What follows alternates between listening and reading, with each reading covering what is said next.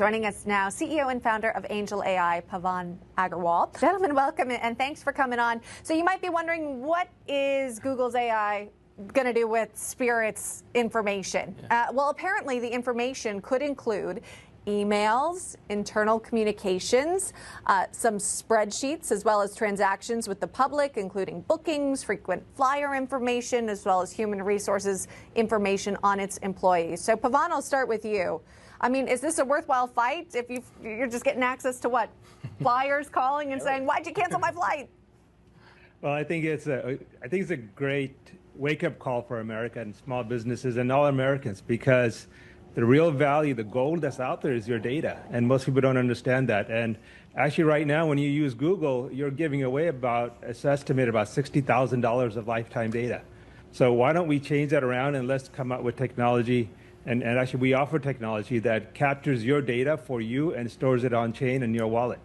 Okay, and I think Google here is getting a bargain. They're getting all this data for pennies on the dollars. So Spirit claims that all of these records would be removing the personal identification of people. I don't know exactly how you could do that when you say, I'm calling in from Newsmax studios. I got to get on this flight so I can make it to my assignment, you know, and all of this data would be tracked over the years. So we'll see what ends up happening there. There's also been reports that some airlines are using AI to actually increase or set their fares, I should say. So again, you know, using technology to your advantage. If there's a in-demand flight, maybe those prices go up.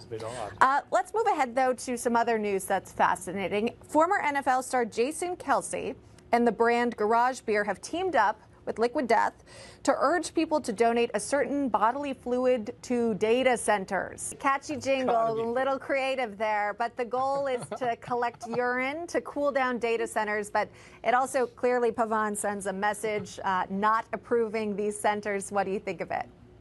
Well, I think it's a clever marketing and a fun commercial. But really, if I was to urge anyone to pee in a bottle, it would be to use it to go to the lab, because products like this are highly processed food stored in containers, aluminum containers, which have been known to leak endocrine disruptors. And like RFK said, we got to make America healthy again. We got to clean up our food. We got to, stop all these chemicals getting into our system. And studies have shown these kinds of endocrine disruptors in the last 40 years have dropped American male sperm count, male like the people in this commercial, by 50%. So let's focus on what's immediately that we can fix, which is cleaning up our food. Interesting takeaway. Took that in a different direction. Pavan, I wanted to ask you about this too. OpenAI on Tuesday said that ChatGPT is releasing a new version for teenagers. For 13 to 17-year-olds. It's going to contain more guardrails for young users and additional parental controls.